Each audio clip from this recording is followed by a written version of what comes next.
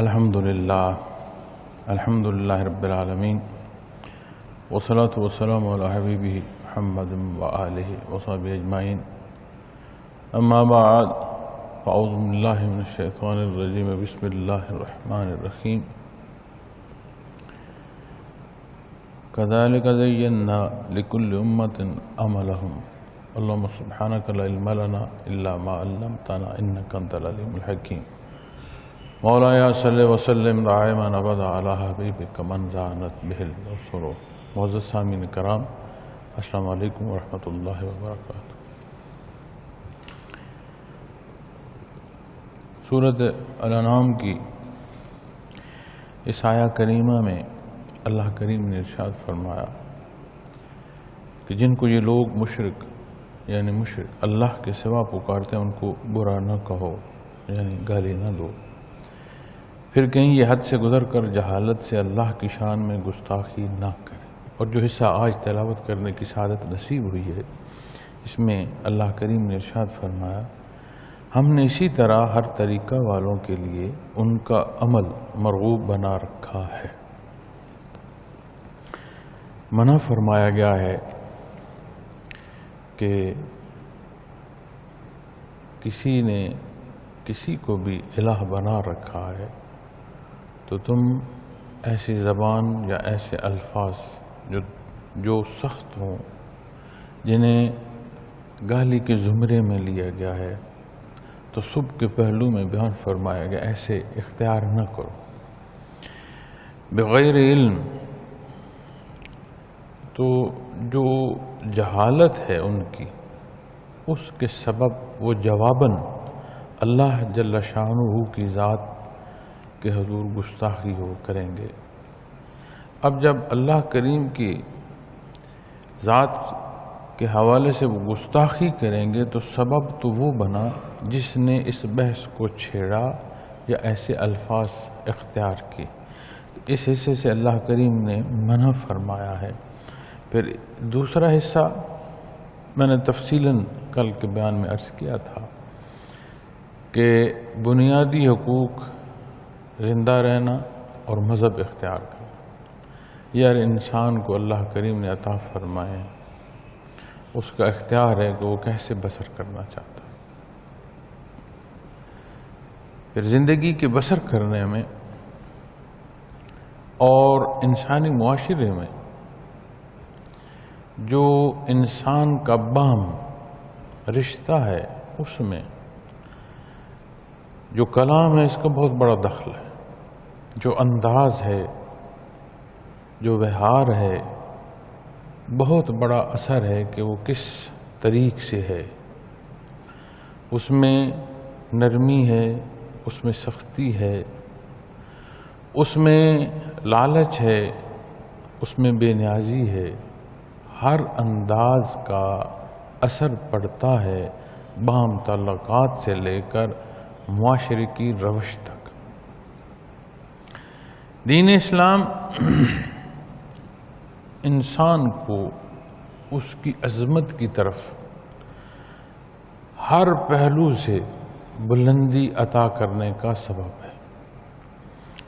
اب جب باہم گفتگو کی بات آئے گی تو اخلاق، اعلیٰ اخلاق کا مظاہرہ کرنا یہی بندے مومن کی شان ہے اور یہی پسندیدہ انداز ہے اللہ اور اس کے حبیب صلی اللہ علیہ وسلم کا.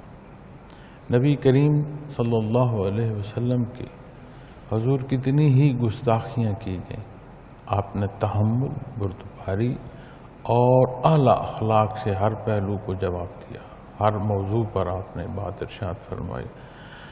ہر عمل جو بدتمیزی کا تھا اس کے رد عمل میں آپ صلی اللہ علیہ وسلم نے انتہائی تمیز سے، انتہائی اعلیٰ اخلاق سے اس کا جواب دیا.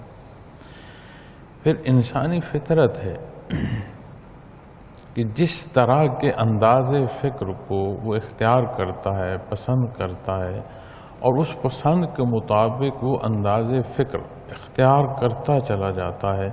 آہستہ آہستہ آہستہ یہ اس کی فکر کا حصہ بن جاتا ہے. اس کی عادت بن جاتی ہے۔ بات عمومی ہے، لیکن جب اس نے اسے متواتر اختیار کیا تو پھر یہ اس کی عادت ٹھہر جاتی ہے۔ ایک عام سی مثال ہے، کتنے لوگ ہیں جو ایڈکٹ ہو جاتے ہیں۔ اب اس میں نشہ آور چیزیں بھی ہیں اور عادات بھی ہیں۔ کوئی عمل جب وہ اختیار کرتے ہیں تو جو عمل اختیار کیا جائے، جیسا وہ عمل ہے اس کے اثرات دو طرح سے مرتب ہوتے ہیں۔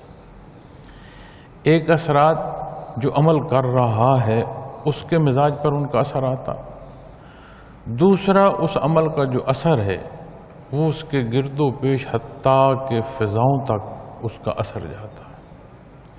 کیونکہ قرآن کریم بیان فرماتا ہے کہ زمین پر اور خشکی تری یعنی دونوں حصوں پر جو فساد پیدا ہوتا ہے اس کا سبب تمہارا کردار ہے۔ پھر قرآن کریم ایک اور جگہ ارشاد فرماتا ہے اگر ان کی خواہشات کے مطابق حق ہو، حق کو بدل دیا جائے یا کلام ذاتی کو ان مخلوق کی جو کفر اور شرک میں مبتلا ہیں ان کی خواہشات کے مطابق کیا جائے تو کوئی شے سلامت نہ رہے حتیٰ کہ زمین و آسمان اور آسمان زمین کے بیچ جو کچھ یہاں تک بیان فرمایا۔ تو سمجھ آتا ہے کہ انسانی کردار کے اثرات ہیں جو اس خلق پر اثر انداز ہوتے ہیں۔ تو پہلا حصہ جس نے عمل کیا اس عمل کے جو اثرات ہیں اچھے ہیں یا برے ہیں ان کا انحصار تو عمل پر، اس کی ذات پر پڑے۔ دوسرا حصہ اس کے گرد و پیش جو مخلوق ہے، جو معاشرہ ہے اور جو خلق کے پہلو عمومی ہیں۔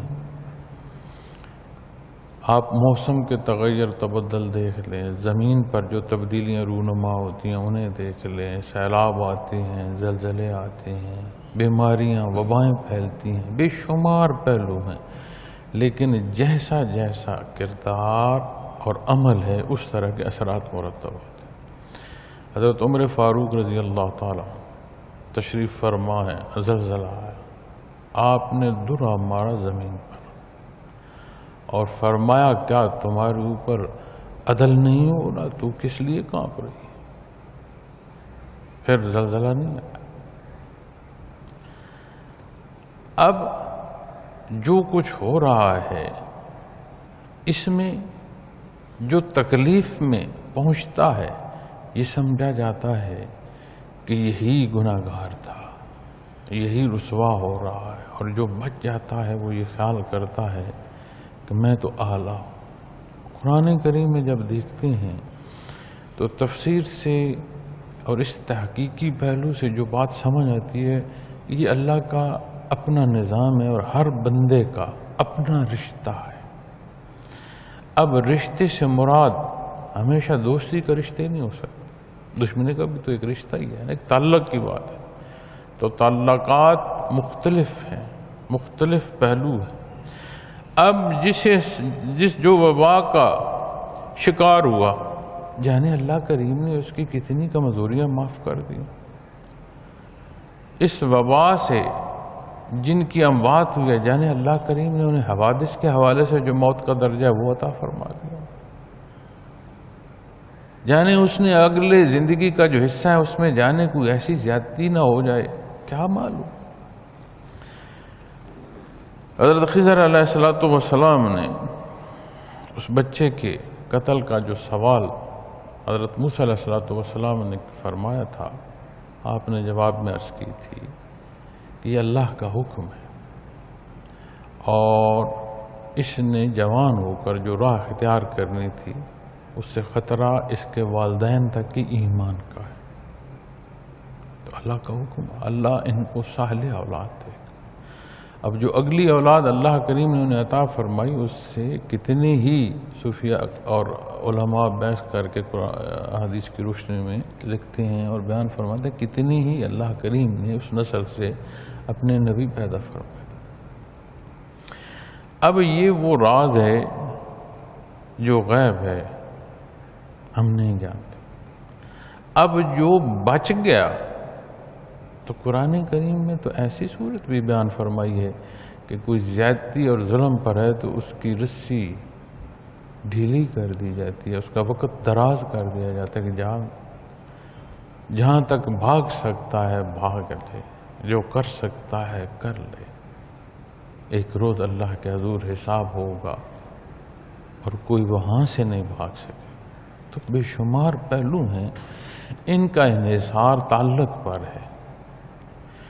تو جو عرض کر رہا ہوں وہ یہ ہے کہ انسانی مزاج، اس میں بہت بڑا حصہ عمل کا ہے کہ کیسے عمل اختیار کر رہا ہے، وہ مزاج انسانی کا حصہ بنتا چلا جاتا ہے۔ کوئی بھی پیدائشی طور پر نہ بہت بڑا قاتل ہے، نہ کوئی بدمعاش ہے، اور نہ کوئی بہت بڑا عالم اور فاضل ہوتا ہے۔ وقت، حالات، اس کا مزاج، اس کی تربیت، اس کا گرد و پیش، بے شمار پہلو اثر انداز ہوتے ہیں تو انسان کی زندگی ایک بحر میں ڈھل جاتی ہے۔ اب جو قاتل ہے، کتنے لوگ ہیں جو اجرتی قاتل ہیں، جسے مار رہے ہیں وہ جانتے نہیں، وہ نہیں جانتا کہ یہ کیوں مجھے مار رہا ہے، وہ پیسے کے لیے اسے مار رہا ہے۔ اب وہ پیدائشی طور پر اجرتی قاتل نہیں ہے، لیکن جس راہ کو اس نے اختیار کیا، ظلم کیا، تو آہستہ آہستہ صفاقی کی اس حد کو پہنچ گئے کہ اس کے سامنے کوئی معنی نہیں رکھتا کہ ایک چونٹی مسل دیا ہے یا کسی انسان کو قتل کر دیا، اس کے سامنے کوئی معنی نہیں رکھتا، اتنا سنگ دل ہو۔ اسی طرح جس نے دینی پہلو اختیار کیا، اسے اس میں اتنی ترقی نصیب ہوئی کہ اس سے بے شمار مخلوق اور مستفیض ہوئی، اس کی تحریر سے، اس کی تقریر سے۔ لیکن کیا وہ پیدائشی طور پر معلم تھا، مقرر تھا، محدث تھا، مفسر تھا؟ نہیں۔ جس راہ پر چلا اس راہ کے اثرات ایسے مرتب ہوئے کہ جس سے اس کی شخصیت جو ہے وہ بھی نکھری، علم حاصل ہوا، اور پھر اس میں جو ترقی ہوئی اس کے سبب اللہ نے اسے توفیق بخشی کہ وہ ایسا عمل اختیار کرے کہ اس سے مخلوق کے خدا جو ہے وہ مستفید ہو۔ تو یہاں جو آج کی آیہ کریمہ کا حصہ تلاوت کیا، اس میں جب اللہ جل شانہ نے یہ ارشاد فرمایا وَذَلِكَ زَيَّنَّا لِكُلِّ أُمَّةٍ عَمَلَهُمْ، تو اس سے کہ ہم نے اسی طرح ہر طریقے والوں کے لیے ان کا عمل مرغوب بنا، زینا، ان کا عمل مرغوب ان کے لیے بنا رکھا۔ اب یہاں جو پچھلا آیہ کریمہ کا حصہ ہے اس میں بیان ہے کہ کسی مشرک کے جو شرک ہے اس پہلوؤں کو برا بلا نہ کہو، چونکہ وہ جواباً کہے گا۔ کیوں کہے گا؟ بغیر علم، جہالت کی بنا کہے گا۔ اب اسی راہ پر جو چل رہا ہے اس کے نزدیک اس کا عمل اعلیٰ ہے، اس کے نزدیک اس کا عمل پسندیدہ ہے۔ عمومی طور پر بھی جب لوگوں کی سوچ سنی جاتی ہے تو جو برائی کر رہا ہے اس نے بھی اپنے پاس ایک جواز گھڑ رکھا ہوتا ہے، بالکل اسی طرح جس طرح شیطان نے کہا تھا کہ میں اعلیٰ ہوں، آگ سے اللہ نے مجھے پیدا فرمایا، میں کیوں کر سجدہ کروں جسے اس نے مٹی سے پیدا۔ بات نہ آگ کی تھی، بات نہ مٹی کی تھی، بات تو اللہ جل شانہ کے حکم کی تھی، لیکن جواز دے رہا ہے۔ اور قرآن کریم وہ حالات بھی بیان فرما رہا ہے جو پیش آنے ہیں۔ یہ واقعہ جو سجدے سے انکار ہے اور تکبر کا ہے، یہ تو وہ وقت ہے جو گزرا، ہمیں اس پر اللہ کریم نے یہ اطلاع عطا فرمائی، یہ تعلیم فرمائی، ایسا ہوا، یہ تمہارا دشمن۔ اب جو ہوگا قرآن کریم نے وہ بھی ارشاد فرمایا کہ جب سارا حساب کتاب ہو چکے گا تو پھر شیطان انہیں مخاطب کرے گا کہ اللہ کا وعدہ سچا تھا، میں تو تم سے جھوٹ بولتا رہا، میرے پاس ایسی طاقت تو نہیں تھی کہ میں زبردستی تمہیں عمل پر لاتا، میں تو ایک خیال دے سکتا تھا، ایک راہ دکھا سکتا تھا، عمل تو تم نے خود کیا۔ تو جو کچھ میں نے کہا وہ اس دن کہے گا مردود کہ وہ تو جھوٹ تھا، اور تم نے حق اور سچ چھوڑ کر جھوٹ کا ساتھ دیا، اب خود بھی بھگتو، میں انہیں بھی بھگتنا ہے۔ تو جیسا جیسا عمل ہوتا ہے اس طرح مزاج ڈھلتا چلا جاتا ہے۔ اب اس مزاج کے ڈھلنے میں جو میں نے عرض کیا کہ اثرات مرتب ہوتے ہیں، اب ان اثرات کو ہم تو چونکہ اثر پر بات کر رہے ہیں نا، ایک غیر مری شے، اس کی مری صورتیں بھی ہیں جنہیں دیکھا جا سکتا ہے۔ جو انسان کا کردار ہے اللہ کریم اسے لمبی عمر دے اور پختہ عمر جائے، یعنی بزرگی کو آئے، دیکھیے گا جیسی زندگی بسر کی ہے اسی طرح کا چہرہ ہو جاتا ہے۔ بڑے بڑے خوبصورت خوبرو نوجوان بزرگی کی عمر میں جہاں چہرے سے شفقت جھلکنی چاہیے، ان کے چہرے دردناک ہوتے ہیں، ان کے چہروں کی خوبصورتی نہیں رہتی، نین نقش وہی ہیں۔ بڑھاپے کو پہنچے تو اس میں وہ بزرگی کی کیفیت نہیں ہے، صفاکی آ جائے گی، تلخی آ جائے گی، ایک بدصورتی لگے گی، جیسا جیسا کردار ہے ویسا۔ اور کتنی عمومی شکل کے لوگ ہیں، جب وہ پختہ عمر کو پہنچتے ہیں، عمر ڈھلتی ہے تو ان کا چہرہ ایسا ہو جاتا ہے دل کرتا ہے کہ انہیں بندہ دیکھتا رہے، ایک نکھار ہوتا ہے، نین نقش وہی ہیں، بلکہ ضعیفی کے اثرات اس پر زائد آ گئے، لیکن اس میں ایک ایسا اثر اور حال ہوتا ہے کہ وہ صورت بھلی لگتی ہے۔ کیوں؟ جو عمل اختیار کیا اس کے اثرات مری طور پر جو اس کے وجود پر مرتب ہوئے وہ سبب۔ پھر ایک جو حصہ ہے جسے دیکھا جا سکتا ہے، یہ جو زمین میں فساد پیدا ہو جاتے ہیں، ابتلا پیدا ہو جاتی ہے، تکالیف آتی، تو اس میں سے بھی تو ہم سارے گزرتے ہیں۔ حضرت عمر فاروق رضی اللہ تعالی عنہ، آپ پر جب حملہ ہوا، آپ شدید زخمی ہوئے، حضرت علی کرم وجہ الکریم آپ یہودی جرح کو اس موقع پر لینے گئے۔ اختصار کے ساتھ عرض کر رہا ہوں یہ واقعہ۔ آپ اسے واپس جب لا رہے تھے اپنے گھوڑے پر تو مضافات مدینہ میں آپ نے گھوڑا روکا اور اس جرح کو، یہودی جرح کو اتار دیا، فرمایا میرے لیے ممکن نہیں ہے کہ میں تمہیں واپس چھوڑنے جاؤں، انتظام و انصرام کرنے ہیں، تو میں نے پہنچنا ہے، تو تمہارے لیے تکلیف ہے لیکن میرے لیے ممکن نہیں۔ تو اس نے پوچھا کہ مجھے اپنا گھوڑا نہیں تیار کرنے دیا، اتنی جلدی میں مجھے وہاں سے آپ لائے، اور ابھی مجھے بیچ راہ آپ واپس بھیج رہے ہیں کہ تمہاری ضرورت نہیں ہے۔ ماجرا کیا ہے؟ کوئی بندہ نہیں ملا، کوئی پیغام نہیں ملا، کیا ہوا کہ اب وہاں میری جراحت کی ضرورت نہیں رہی ہے، امیر المومنین کو معالج کی ضرورت نہیں رہی، کیا ماجرا؟ تو حضرت علی کرم وجہ الکریم نے ایک فصل کی طرف، کھیت کی طرف اشارہ کر کے فرمایا وہ دیکھ رہے وہ جگہ، وہ زمین، اس کا دیکھ رہا، اس کا اس میں جو بکریاں مال چر رہا ہے، زمین کا مالک اور ہے اور ان جانوروں کا مالک اور ہے، اور اسے دیکھ کر میں سمجھ گیا ہوں کہ امیر المومنین اب اس دنیا میں نہیں رہے، آپ کو شہادت کا درجہ نصیب ہو چکا۔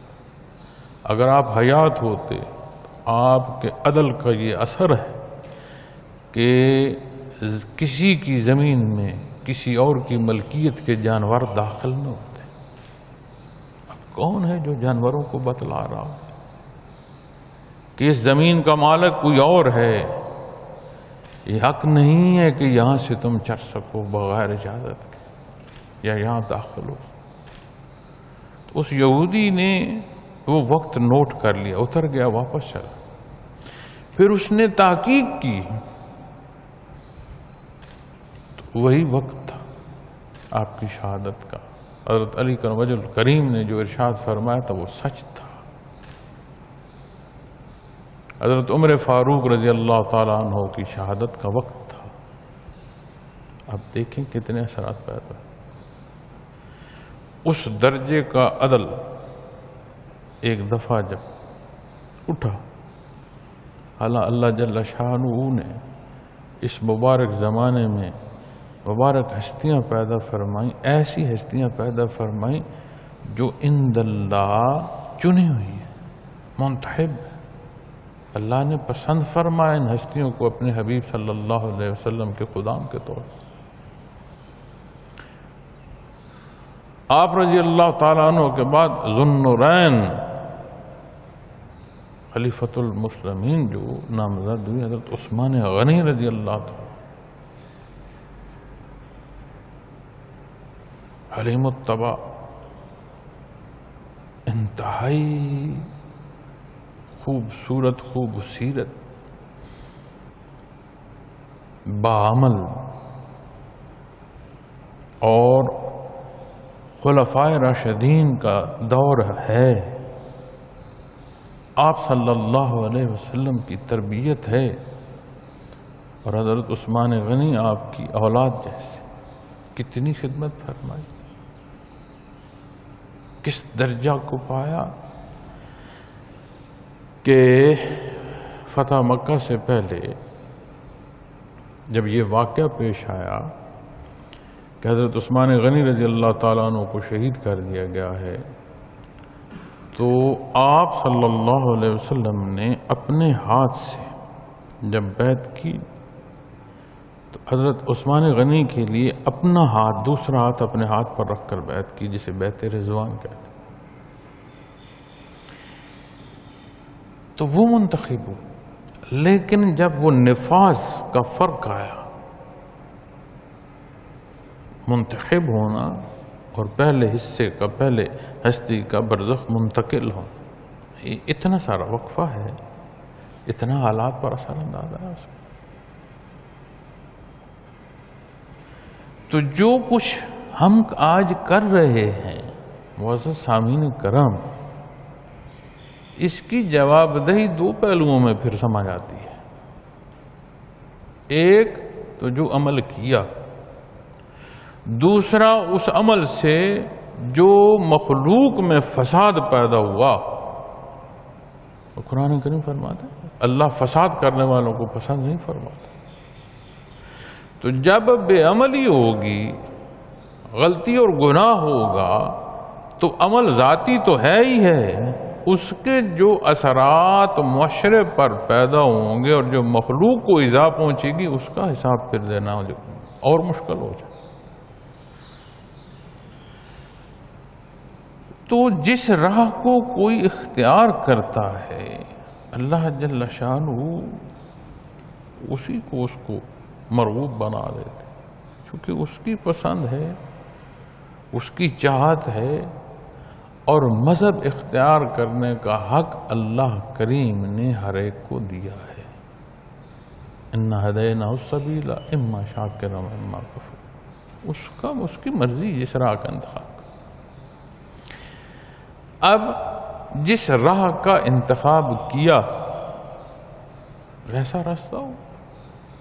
ہم دنیا میں سفر کرتے ہیں تو اگر راستے پر بات آتی ہے تو کتنی گفتگو کرتے ہیں کہ اس راستہ جو ہے، یہ راستہ خراب ہے، اس راستے میں تکلیف ہوگی، اس راستے میں مسائل ہوں گے، دوسرا راستہ درست ہے۔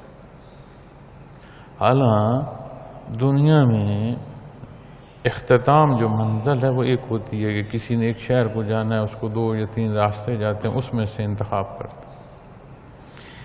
یہاں ایک بات تو متفق ہے، بات پر تو اتفاق ہے کہ سفر آخرت کو ہے، لیکن منزل ایک جیسی پھر نہیں رہتی۔ آخرت کی بات رہتی ہے لیکن بات پھر جنت اور دوزخ کی آ جائے گی۔ منزل جب بدلے گی راستے کے مطابق تو پھر تکلیف اور کٹھن ایسے ہی حالات ہوں گے جو پھر پیش آئیں گے۔ پھر جب یہ حالات اور یہ کردار نہیں دیکھے جاتے تو معاشروں کی صورت ایسے ہو جاتی ہے جیسے آج ہم حالات بھگت رہے ہیں۔ اللہ کریم کا بہت بڑا احسان ہے۔ میں گناہگار دنیا میں جتنا پھرا، جہاں تک ہو سکا میں نے سفر کیا، تمام بیماری تکلیف کے باوجود وجودی استعداد سے زیادہ سفر کیا۔ اللہ کی مخلوق ہے، طرح طرح کے لوگ ہیں، ہر بندے کا اپنے اللہ سے اپنا رشتہ، لیکن تناسب کے حوالے سے اگر اجتماعی مثبت عمل میں عدد پر بات کروں تو یقین مانے باعمل مسلمانوں کی تعداد تناسب کے حوالے سے اس خطہ وطن عزیز پاکستان میں ہے۔ یہ اللہ کا بہت بڑا ہے۔ اب اس کے باوجود جو معاشرے کے حالات ہیں، کیا سبب؟ وہ جیسے گناہگار بھی تو ادھر ہی، ہمارا جو کردار ہے اس کے اثرات۔ پھر دنیا کو اللہ کریم نے سبب سے، اس اصول سبب ہے، اسباب دنیا میں ہم اگر صرف دعا پر اکتفا کریں گے کہ اجتماعات پر ہم دعا خیر کی مانگیں، یہ اللہ کا احسان ہے، مانگنی چاہیے، اللہ کے حضور ہر ضرورت مانگنی چاہیے۔ بڑے بڑے اجتماعات میں خیر کی دعا ہوگی لیکن عمل خیر کے مطابق نہیں ہوگا تو پھر نتائج مرتب نہیں ہوں۔ نبی کریم صلی اللہ علیہ وسلم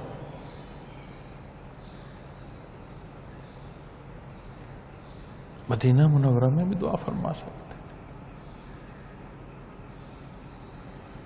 نابینا حاضر ہوئے، یا رسول اللہ صلی اللہ علیہ وسلم دعا فرمائیں میرے حق میں۔ آپ صلی اللہ علیہ وسلم نے فرمایا 2 رکعت حاجات کی نیت کرو، اللہ کے حضور دعا کرو، اپنا وسیلہ بھی آپ صلی اللہ علیہ وسلم نے بیان فرمایا، اس حوالے سے دعا کرو اللہ تمہیں شفاعت عطا۔ نابینا کو آپ ارشاد فرما رہے ہیں اللہ کے حضور آپ کے حوالے سے دعا سے کیا نصیب ہو؟ بینائی۔ آپ خود دعا کر رہے ہوں اللہ کے حضور، امام الانبیاء، معصوم عن الخطا، رحمت للعالمین،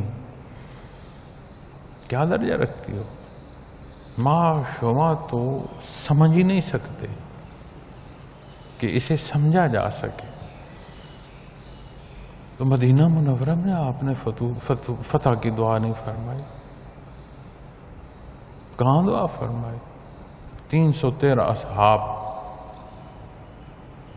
صورت اور حال کیا کہ سطر بمشکل ڈھانپا جا رہا ہے، خوراک نہیں ہے، کس لیے جمع ہوئے؟ جہاد کے لیے۔ صورت اور حال کیا ہے؟ ہر ایک کے پاس لڑنے کو سامان بھی پورا نہیں، سامان حرب پورا نہیں، لیکن کیا ہے؟ پورا سبب فرمایا، اس درجے کا سبب فرمایا نبی کریم صلی اللہ علیہ وسلم نے کہ آپ نے فرمایا یا اللہ میں سارے کا سارا اسلام لے آیا ہوں۔ عریش بدر میں پھر آپ صلی اللہ علیہ وسلم نے دعا فرمائی، اتنی دعا فرمائی کہ حضرت ابوبکر صدیق رضی اللہ تعالیٰ عنہ نے آپ کے شان مبارک پر جا کر ہاتھ رکھ کر عرض کی یا رسول اللہ صلی اللہ علیہ وسلم بس کر، اللہ کریم قبول فرمائیں گے، آپ بس کر۔ اتنی آپ نے آوزاری فرمائی کہ ان سے برداشت نہیں ہو سکا، عرض کی کہ یا رسول اللہ صلی اللہ علیہ وسلم اب ہم اپنے اجتماعات میں، اپنے تربیتی پروگراموں میں اپنے تئیں جو بھی مانگتے رہیں وہ بے نیاز ہے، کسی چونٹی کی پیاس پر بارش برسا دے، قادر مطلق۔ لیکن اپنے آپ کو جب ہم دیکھیں تو اس دعا کے مطابق کیا ہمارے اعمال ہیں؟ کیا میرا لین دین حلال رزق کا سبب بن رہا ہے؟ کیا میرا کلام مخلوق میں بھلائی کا سبب بن رہا ہے؟ کیا میرا ہونا اللہ کی مخلوق کو سکھ دے رہا ہے یا دکھ دے رہا ہے؟ باہم لین دین کیسا ہے؟ میری نیت کیسی ہے؟ ظاہر میں تو لوگ کہیں کہ بڑا نمازی ہے، بڑا پرہیزگار ہے، اندر کیا ہے؟ کہیں خناس تو نہیں بھر گیا؟ کیوں ہے معاشرے میں نفاق؟ کیوں ہے گھروں میں تلخیاں؟ بہن بھائی کیوں دور ہے؟ کیسا رشتہ ایک پیٹ سے پیدا ہوا؟ کون ہے جو اعتبار کر رہا آج کے وقت میں؟ والدین اولاد رشتوں میں کیا حالات ہے؟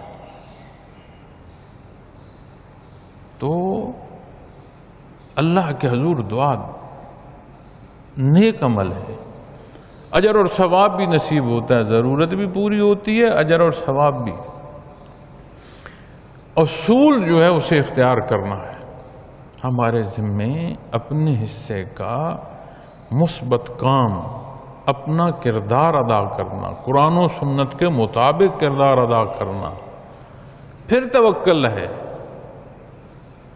اور اگر کوئی زہر پیے اور دعا کرے یا اللہ مجھے شفا عطا فرما، وہ گستاخی کر رہا ہے۔ دودھ پیے نا، شفا کی دعا کرے۔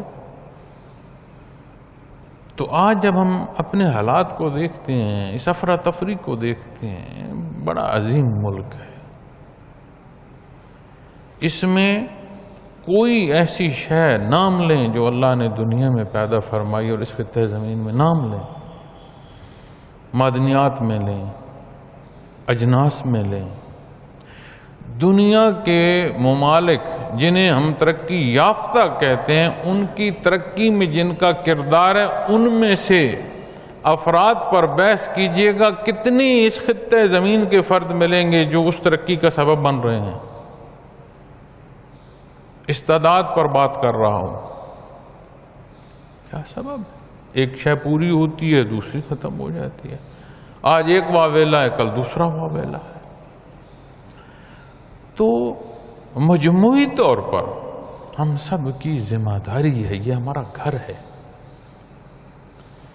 گلوبلی جب بات کی جاتی ہے، موسموں کی بات کی جاتی ہے، جنگلات کی بات کی جاتی ہے، تو کیا کہتے ہیں کہ جی یہ انسانیت کا گھر ہے، اس میں تقریب نہ کریں، جنگلات کاٹیں گے تو وہ کیا اوزون کی تہ ہے وہ خراب ہوگی، جتنے دھواں اور جتنی یہ گرد و غبار بڑھائیں گے اس سے موسموں پر اثر پڑے گا۔ کیا ہے کہ دنیا گھر ہے، اس میں سب نے رہنا ہے، اس کا نقصان سب کا نقصان ہے، اس کا فائدہ سب کا فائدہ ہے۔ اسی طرح آپ ایک اکائی کے طور پر اپنے ملک کو لے آئیں تو جیسا نظم و نسق ہوگا ہم سب نے نہیں بھگتنا۔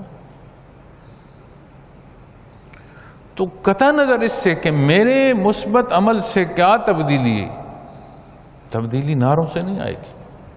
اگر نعروں سے آتی تو آج ہم تبدیلی دیکھ رہے ہو، عمل سے آئے گی۔ پھر اس عمل میں جس آیا کریمہ کی تفسیر میں عرض کر رہا ہوں، میرے سامنے اللہ کا کلام ہے۔ بحیثیت مسلمان میری اور آپ کی یہ ذمہ داری ہے، عمل صالح ہو اور خالص اللہ کے لیے ہو۔ میرے عمل سے کیا تبدیلی آئے گی، مجھے اس سے غرض نہیں۔ میرے اللہ کا حکم ہے، مجھے اس سے غرض ہے۔ میرے نبی کریم صلی اللہ علیہ وسلم کی رہنمائی ہے، آپ نے یہ عمل پسند فرمایا، آپ نے حکم عطا فرمایا، میرے لیے اتنی بات کافی ہے۔ اس میں میری پسند و ناپسند، میری دنیا و آخرت، میرا فائدہ نقصان، جو نام لے لو، میرا جو کچھ ہے وہ اسی میں ہے۔ بندے مومن، اے امت محمد الرسول اللہ صلی اللہ علیہ وسلم، اے وطن عزیز کے باسی، اس احساس کی ضرورت ہے۔ اللہ کا کریم ہمارا حامی و ناصر ہو۔ جس دن کلی سمجھ آ جائے گی اور مخلوق بھی اختیار ہوگی، اس سے پہلے ہمیں سمجھ آ جائے۔ وہ بے نیاز ہے، نہیں سمجھیں گے، انجام اپنا اس کے مطابق پائیں۔ وہ کریم ہے، غفور الرحیم ہے، اس کے حضور گڑ گڑائیں گے، وہ معاف فرما دے گا۔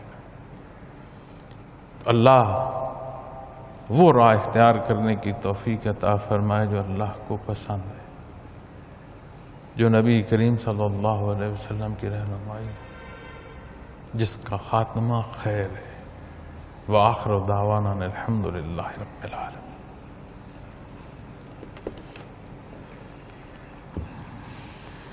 الحمدللہ رب العالمین، والصلاة والسلام علی حبیبہ محمد اللهم انت السلام ومنك السلام وعليك يرجو السلام، حينا ربنا بالسلام وادخلنا دار السلام، تبارك ربنا وتعاليت يا ذا الجلال والإكرام، صلى الله تعالى على خير برحمته۔ اللہ اللہ اللہ اللہ اللہ اللہ اللہ